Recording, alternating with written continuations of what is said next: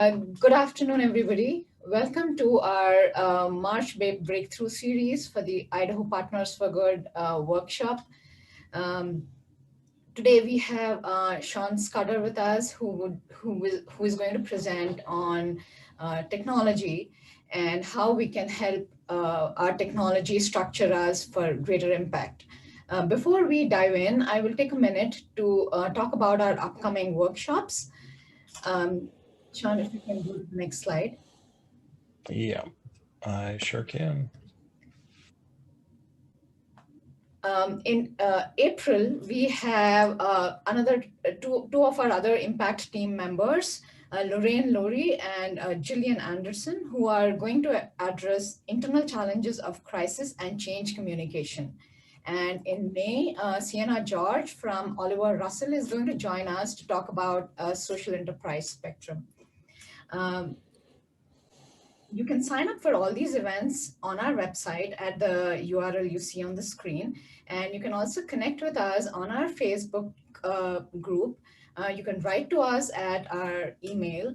And you can also sign up to our newsletter to stay in the know on all our events and what else we are up to in 2021. And uh, on that note, um, I'm going to talk a little bit about Shawn, and then he will take over. So Shawn Scudder is a versatile technology leader, a program developer, and an entrepreneur with extensive IT industry experience. His superpowers are driving organizational value through digital transformation. He has deep expertise in the tech triangle: business architecture, cybersecurity, and cloud technology enablement. Shawn helps organizations address pressing issues by leveraging technology to create more efficiency, saving them time and money. He does this by bringing different technology and business solutions to the table for better results and long term success. Shawn has been guiding businesses through the integration of technology into all areas of business with proven success in overseeing large scale, multi-million dollar technical programs and projects for Fortune 500 clients, startup businesses, government agencies, and nonprofit organizations. He's skilled in translating advanced technical concepts and language into understandable terms for customers, and he has been commended for training and leading high performance teams through complex technology initiatives in fast paced environments. Shawn is also a former entrepreneur, former military, Idaho native, and a dad. And Shawn is on our impact team at Idaho Partners for Good, and you can hire him to give your business a competitive advantage. Write to us at the email you see on the screen, and we'll get talking about how Shawn can work with you. And with that, I welcome Shawn to the workshop today. And Shawn, it's over to you. Thanks, Lavanya. So what we wanted to talk about today was sort of navigating technology specifically within the nonprofit arena, and sort of focusing on that. Some of the things that we've seen and with the organizations that we've been working with are just some struggles around what technology is, and also when they get started, just how it spreads out and takes on sort of its own life before they really get a handle on or a roadmap for what their technology needs are. So a couple of the things that we wanted to walk through are basically setting a roadmap and starting through that roadmap on looking at the different areas within your business, gearing it towards what you're looking for and how to accomplish that across your organization and specifically for an organization. And so one of the things that we need to do sort of to start off with a technology plan for an organization is identify the key business areas and really look at those and talk about a simple question, and that is, what do you do? And break it down as to what your mission is, what your key things are that you're trying to accomplish with your organization. So when we look at things like that, or key roles or key components of the business, some of the things that we look at are, how do we look at the information? What information do we have for each one of those things that we're looking at? So elections is one set of information. Mm-hmm. Business is another set of information. And so a lot of times we end up with silos of information out there, right? Mm-hmm. And so, and like you sort of brought up, one of the things that happens is those legacy systems can sit off in a silo, and it becomes really hard to get that information moved over or used for some of the other functions. If I'm looking at some of the nonprofits and or a startup, one of the things that's sort of interesting is those silos are created as you do a startup a lot of times. Blossom had a great example when we were talking before the presentation a couple weeks ago, and that is, as we look at even Idaho Partners for Good, when we started it up, one of the things that happens is you end up with emails started up. Okay, so we have email and we put it out on Google, for example, and then we needed something to run the giving and the programs and stuff like that. So we grab another free piece of software out another cloud platform. Now, those two don't interact well. And so when we start to look at that, we have to look at those functions and say, what type of information are we going to grab? What type of information do we currently have? And then what are we really going to do with it? So the big thing is looking back at the overall business and saying, what are we trying to accomplish? And a lot of times the information that we're grabbing may not be useful at all. Yeah, and so once we identify, like you're talking about, those information groups, one of the other things that we need to look at within an organization is what sort of roles do people have? You have executives that want access to specific information at a different level than what the administrative, like the technology folks, the administrative folks that are managing a program, or specific program based people. So if they're doing product management or sales, I would look at those as different programs within an organization also. So each one of those type of roles has a different need and different information requirements, all based off of the larger information pool. And so how do you bring all that together? I mean, first you have to identify it. Some of the things that I've done in the past, and I'll use a couple of examples here, like Department of Transportation. I spent some time over there looking at how to move them off the mainframe. And one of the first things that we had to do was basically look at what they had in information wise, and then also look at the different roles and people that they had there. So we started to look at the job functions and where they touched information and how they touched it and what they did with it. Once we identified that, and it becomes process engineering or re-engineering almost, along with building a map to be able to identify the systems and the programs that are needed to be able to manage that. So as we started to go through it and identify roles, they realized that they had never done that over at Department of Transportation. So then they created a team of folks, and I sort of walked them through a process, and they still have a small team that does that consistently.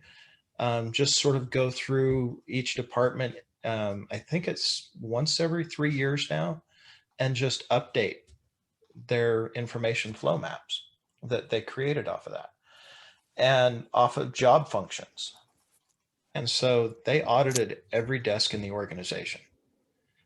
Part of the reason they did that is they were trying to design a new system to do all of their functions that they were doing and be able to use the information they had across the organization. So doing these first steps and sort of outlining it For a large state agency or even a small startup, and if you start out with somewhat of a roadmap, and like with Blossom, we walked through this a little bit a couple weeks ago, and that is just looking at what roles do you have identified within the organization. We have some consultants. What kind of information do we have? What kind of information do we need? We also have the foundation side, which, it's a little different. And the operation of the foundation side is going to be operated a little different and need different information to operate. So being able to map all of this out and run down through identifying the areas and the key roles within those areas, and sort of brings that all to a foundational piece that you sort of have to start with. And then the other piece to me is application proliferation. How do you get a handle on all your applications? And one of the big things that I've seen over the years, and even if you build your application list, then you start to look at where do those applications start to overlap? What functions do I get out of X and move over to Y? Even within, and I'll use the homogeneous platform of the Microsoft platforms. Even if you're using, say, Dynamics and one of the other applications, Teams, there's different information that's captured in each one of those, and it doesn't always flow back and forth all that easy. If you look at, say, and I'm going to pick on Microsoft and sort of go through that platform a little bit as we talk about this. If you look at Teams and OneDrive and Skype for Business and SharePoint, a lot of the Teams platform for data storage is on SharePoint. The Skype for Business is started to migrate away and brought into Teams, but you've got that whole communication platform that is a separate group within Microsoft, and they've tried to do the integration between the two different platforms as seamlessly as possible.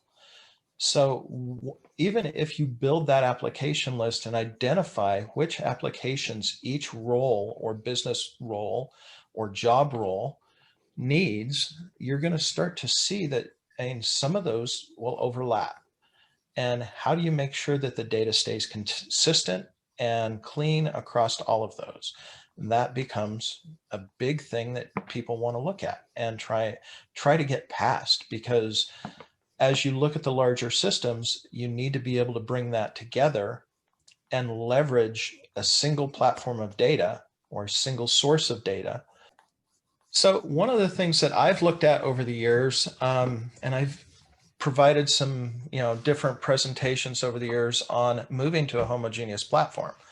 Part of the reason that I, look at that, and, Foster was sort of talking about some of the legacy systems and, being able to leverage those or bring them together to actually use the data that's on them becomes prohibitive.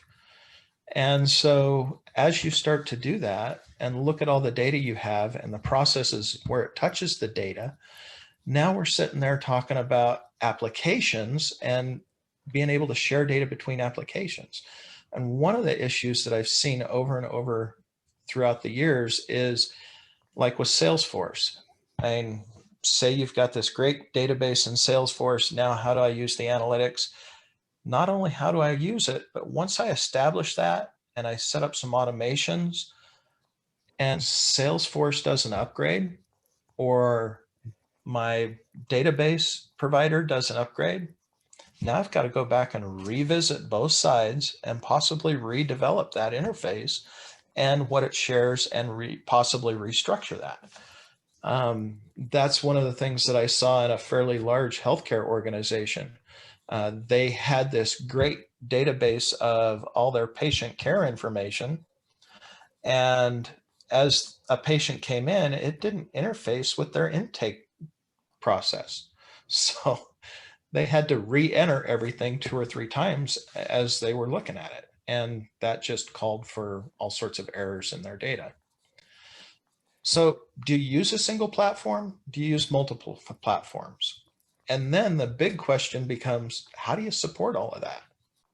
And that's one of the big things that you start to look at as you start to move through some of this is, where do you get that help?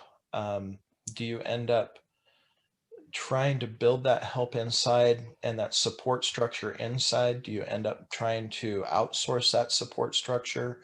One of the things that I've looked at over the years and really try and bring forward with some of the organizations that use things like Salesforce or even Dynamics on the Microsoft side is making sure you have an exit strategy.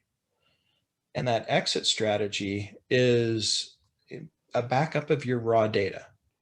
And so pulling that out, in like Foster's case, he has to be audited, and they're running through some of the disaster recovery and business continuity stuff. So if Microsoft or Salesforce should be offline for an extended period of time, do you have your raw data that you could stand it up someplace else or in a different platform possibly? And how much time would it take? And those are things that you need to look at and possibly even look at outsourcing or developing talent inside your organization. That's one of the big choices a lot of organizations end up hitting is, where do you get that help and how long do you need it? And at that point, looking at the financial side and saying which one's more cost effective. Uh, and it also goes back to the very first question is, what do we really do? Are we a technology company that needs to be doing that, or do we need to focus on our data and using our data more effectively? So that's what drives a lot of that choice as to whether to hire and develop that function inside the organization or outsource and bring it in project based. Um, a lot of, even if you're looking at outsourcing, a couple of the things that I have in my notes to talk about is it project based? Can I do it in a time frame and identified project? If so, it's probably better outsourced as a project. Role based. Are there certain things that I need within my organization on a consistent basis? If it's role based, do I outsource that or to somebody that does that specifically, or like a database administrator or something, or a security analyst or company outside? Or do I bring that in and develop that talent inside because it's extremely important to my organization? And then looking at some of the non-traditional sources for outsourcing. What I'm looking at, say, intern programs where you can get somebody in and start to develop that resource as you're developing your organization, or volunteer programs like a lot of the nonprofits and go through. They bring volunteers in, but identifying those resources within the volunteer base that really have expertise that can help you develop your program within a nonprofit organization, it becomes a key point. So at some point, especially in the nonprofit sector, there's probably a tipping point. And so does it have to do more with the size and the budget? Because most have missions that are related to health, environment, social causes.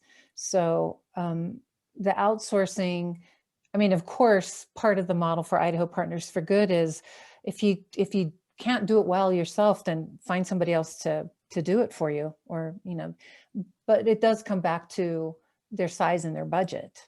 So what's your experience as far as especially in the nonprofit sector, when that becomes critical to get somebody else to do it?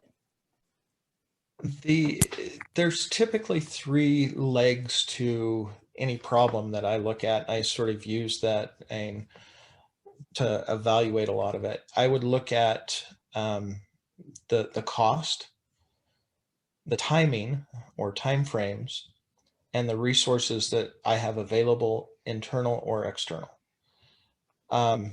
so being able to bring a lot of that back in, I'm going to look at those and go, okay, you've got to be able to balance those three legs effectively to meet your goal. So some of the things that as people look at moving to the cloud, a lot of times they look at the initial cost of a little bit larger monthly operational cost than what they're looking at for purchasing hardware. And one of my favorite metrics that I go back to a lot of times is hardware typically has been right around 30% of the overall cost of a system. And so some of those, and as you look at the overall cost of a system, a lot of people don't take into account ongoing training and education on those systems, and then also the support costs of having somebody maintain, patch, keep secure, update the hardware, all of that on the back end, versus having that sit out in a cloud where that becomes part of that service. And so those are some of the things that that we look at when we're looking at hardware versus a cloud type service. And then looking at the true costs, and I say true costs, an education and that learning curve that your end users will go through becomes a cost, because there will be some lost productivity as you change a system or implement a new system or add a new process to take advantage of technology that in the end will hopefully become more efficient. You're going to see some cost shifts. And then managing your costs, especially with nonprofits, looking at different funding streams. Within corporate or state and some of these other things, as you start to look at those, you're starting to say, okay, where are our funds really coming from to do this project? So looking at some of these different funding streams and trying to get creative as to how to fund your technology upgrades, or even within the Microsoft program for a lot of the nonprofits, people don't necessarily know that there's a nonprofit pricing list for some of the cloud-based stuff that's out there. One of the big things that I wanted to talk about here is just an overall sense of everything you do needs to have some sort of security component. And, everybody looks at, what am I required to do? What do I need to be aware of? And how do I manage all of this? And those are the questions people really try and, focus on, especially what am I required to do? I need to meet the minimum requirements. But if you sort of weave in that overall security picture to everything that you do, then the requirements become met along the way a lot of times. Um, you know, if you look at some of the regulatory stuff that the state Secretary of State's office has to deal with, or a nonprofit that deals with healthcare information, there's specific requirements that have to be met for that information if you're housing it inside. And this becomes sort of, how do you manage costs again? If you house it out in a cloud platform, then managing that requirement becomes gathering a report and running some tests against your security. It becomes a little easier than having to build this whole secure infrastructure inside to house this equipment or house this data. And having that security minded focus on that data and your ability to secure it and keep it confidential, or keep your organization from getting hacked to where it gets taken down or any of that, if you weave that into everything you do on a daily basis, that's what I'm talking about keeping that security minded focus. So And we're going to move to how can we help you? And it looks like my slide didn't get updated. That's one of the changes I missed. um, anyway, how can we help? Is there a way that we can help? We're here to help. And if there's a way that and you guys need help and we can engage and help with some of this, please let us know.